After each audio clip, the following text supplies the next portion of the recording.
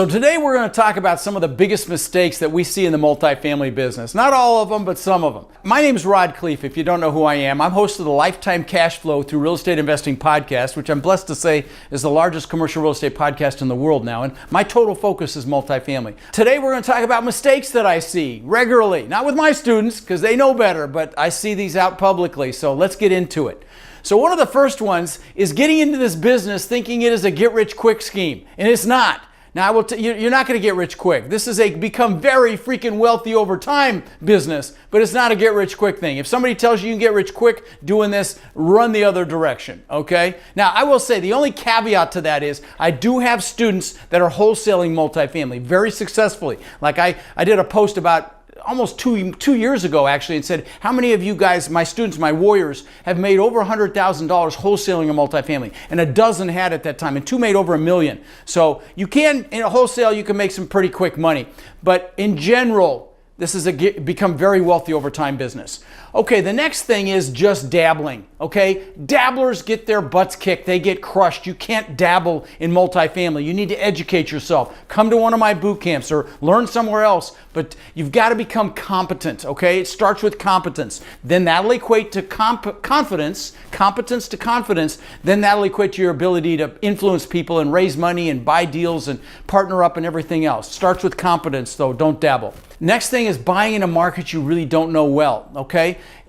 When you get into this business, you should pick one or maybe two maximum markets that you become really an expert in. You know what the rents should be. You know who all the big players are. You've evaluated it. You know where the best parts of town to buy in. You know what businesses are there, what businesses are coming in, what businesses are going out. You know, with my warriors, my coaching students, we have them do a market presentation on a city before they even have a deal, which forces them to really study the city and learn everything they can, because when you're raising money for a multifamily deal, you're going to have to convince an investor that you know what you're talking about and that market is worth investing in, right? So you got to know the market.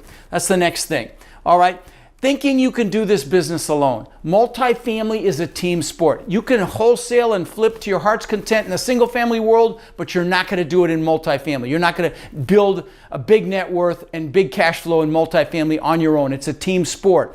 And don't be put off by that. There's big strength in numbers, and there's a lot of different hats you can wear in the multifamily, commercial multifamily world. So, you can be the person that finds the deals, builds the broker relationships. You can be the person that builds relationships with potential investors. Maybe you're analytical and you love spreadsheets. You could be the underwriter.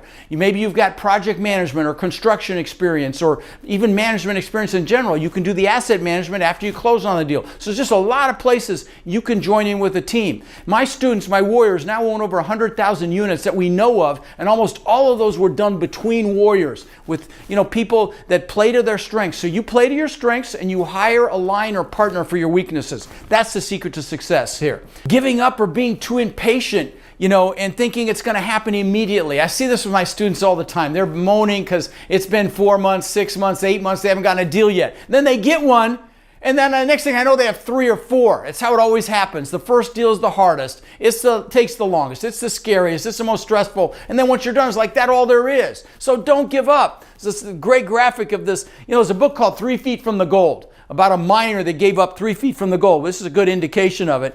And it's a true story, actually. And the guy screwed up and gave up, and he was 3 feet from a giant gold mine. So don't give up too early, okay? Stick with it. Getting into analysis paralysis, and you know who you are, okay? A lot of analytical people get into this business, and they have to check off every single box before they make a move. Is that you? Well, if it is, listen up, okay? You've got to make that move. You got to take that first step. Dr. Martin Luther King said, you take that first step in faith, the next step will be revealed. Lao Tzu said, the journey of 1,000 miles begins with a single step, but you've got to take that first step. Here's the analogy. If you're analytical and you suffer from analysis paralysis sometimes, here's the analogy I want you to remember. You can drive all the way across the United States at night with your headlights only seeing 50 feet in front of you, and you'll make it. Now, you may have some obstacles on the way, you may have some challenges, but you'll make it because other people have done it. It's the same way with this business, okay? But you've got to take that first step and take action. All right. using the seller's numbers and expecting them to be true. When you're buying an asset, the seller is going to provide numbers, or the broker will get them from the seller and give them to you. Okay, and they'll give you a T12. They'll give you very often they'll give you a pro forma as well, which is what they think the property will do. It's toilet paper, okay? You have to do your own numbers. If you come to one of my boot camps, I teach you how to normalize the expenses and factor in your own expenses and income so you can look at it accurately, but you have to do that. It's an important piece of this. And this is a mistake people make. Another mistake is not adjusting the amount of property taxes. This is a newbie mistake. Are taxes going to go up if you buy the property? You better believe it, so you better know how to calculate it. And again, it's another thing we teach at my boot camps, but regardless, you got to learn how to do that so that the tax line item on your profit and loss statement is probably one of the biggest line items, if not the biggest, that you're going to have on your P&L, your profit and loss statement. So you got to make sure it's accurate, because if it's not, you have a real problem, right? And it's going to be different in different geographies, okay? Some markets, they don't assess, but every third, fourth, fifth year. We just bought an asset in Nashville, and the taxes aren't going up for 3 years. For some markets, they do it instantly. So you need to know what it is in your geographic market. You got to do a little research and just figure it out. Okay. Not properly estimating negative cash or extensive repairs. Negative cash flow or extensive repairs. Now, this is two things. I probably should have separated this into 2 slides. Listen, we are heading into a contraction.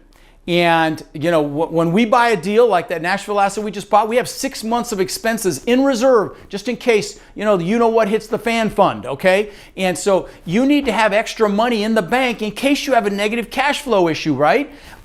Or, if you have underestimated what the repairs will be.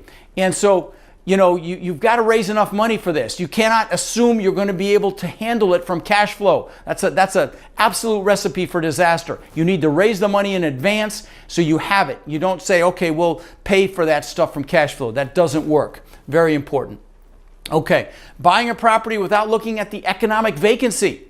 Okay, so what does that mean? Okay, when you buy a property and you buy 100 units and 95 of them are occupied, okay, you're 95% physically occupied. But what if only 70 of them are paying? Okay, that's economic occupancy, and you want to make sure you want to know who's paying, not just who's living there, right? It's an important distinction, and that's called economic occupancy or economic vacancy. So basically, you calculate it by taking the gross scheduled rent, the total rent possible, minus the actual rent collected. That's your economic vacancy, okay? And you can reverse that and call it economic occupancy, but that's it. Don't miss this. Super, super important. That's another newbie mistake. Okay, another one is buying a property based on future appreciation versus cash flow. My book, I wish I had a copy here. I don't have a copy here. It's called How to Create Lifetime Cash Flow in Multifamily Properties, but the subtitle is The New Rules of Real Estate Investing, i.e. the new rules are forget value. It's all about cash flow. Don't tell me you can buy this property for $1 million that sold for $3 million 2 years ago. I don't care. What's the cash flow? Cash flow is everything, especially in this economic downturn that we're heading into. We're already there. And so cash flow is everything. Focus on cash flow. Number one thing. Misjudging market rents. This is a big one. See, if you don't accurately project rents, it can flip both ways. You can miss out on a phenomenal deal, or you could screw up on a deal and get in trouble if you buy it. I'll give you an example on missing out on a phenomenal deal. Let me give you an example. Let's say you're buying a property where the owner pays all the utilities, and you compare it to one where the tenants pay their own utilities. That can be $150 per month per unit difference in rent, okay, which is huge. Okay, so that can massively impact the value. I'll give you an example of the impact. We have a 296 unit asset in San Antonio, and we numbered the parking spaces. So we told them, hey, you can pick your own parking space. You'll have a reserve sign, closest one to your unit. We had 100 people take us up on that and pay $25 a month. That was an $800,000 instant increase in value. Did you hear that? $25 times 100 units. That's why this is such a big deal. I have a friend who had a friend that screwed this up and could have made $1 million wholesaling a multifamily property because he screwed this up. So you got to make sure you got the right rents, okay? Big deal. Not asking for seller financing. If you come to my boot camp, I teach you how to mail owners that have owned for 20 plus years, which are retirees. And if you're not asking for seller financing, you're doing them a disservice. Because here's the thing. If they're retired, all their tax benefits are gone. They're going to pay. They're going to give Uncle Sam probably at least 70 cents on the dollar. Okay, is all they're going to get. They're going to give Uncle Sam 30 cents on the dollar, and they're not going to take that money from that sale of that asset and put it into another high-risk investment. They're risk averse at that point if they're retirees, right? So they're going to throw it in the bank, and what's the bank paying? Maybe 1% interest. So you want to have a conversation something like this, Mr. and Mrs. Smith. I'm buying your property for $1 million. And you're only going to keep maybe $700,000, and I know you're going to put it in the bank, and the bank's paying 1% interest. Here's what your payment will be. Now, if you work with me, I'm going to give you enough of a down payment so you know I'm serious, but I'm going to pay you 3, 4, 5, 6, 7% interest. Doesn't matter, whatever the numbers work out to. Your payment from me is going to be 3 times what you're going to get from the bank, and it usually is, and because you're only paying taxes on the amount you get from me every year. You have that conversation. If you don't have that conversation with a seller that's retired, you're doing them a disservice, honestly, because it's better for them as well. And there's nothing better than seller financing. There's no credit report involved. You can buy an asset that needs a ton of work. Now, we'll mention one other thing while I'm on a roll here. Seller bonding is also huge, especially if you're dealing with retirees. Focus on the relationship before you focus on the deal. I have done deals nothing down because I bonded with the seller and they just wanted the payments. I've done deals where I haven't made a payment for a year because the property needed so much work, and I bonded with them. I said, hey, I got to put the money into the property. It was the truth, and I didn't make a payment for a year. Bond with the sellers as well. So seller financing. Buying a property in your own name. Do not buy a property in your own name. You always buy in an LLC, a limited liability corporation. You need asset protection, okay? When you're a landlord, you're walking around with a bullseye on your forehead, okay? You need asset protection. You do that through an LLC. Always, always, always. Choosing bad contractors. You've got to do your homework with contractors, and you're not going to find good contractors on Google. I used to say the yellow pages. Now you know how old I am. But you're not going to find them on Google. You find them through referrals. Okay, so you ask people. If you don't know anybody to ask, go to a local meetup in your area. Go to a real estate investor club meeting and ask there. Who are some good contractors that you know? You'll find some good ones, and you do it through referrals. Very, very important. So those are just some of the mistakes we see in this business. I'm going to tell you we've seen them all, and I've made most of them myself. In fact, it's funny, at my boot camps, I sell t-shirts now that say hashtag. I don't sell them, I give them away actually. They say hashtag ask me how I know, because I'll tell participants there. We had 800 people in Denver a while back, and I tell participants, don't do that, ask me how I know. And then a student got me that shirt, and now we have them printed and we give them away. But anyway, I've made all the mistakes. I don't want you to make those mistakes. So if you're interested in this business, for God's sakes, come to one of my boot camps or listen to my podcast, but get yourself educated, don't dabble. I'll see you later.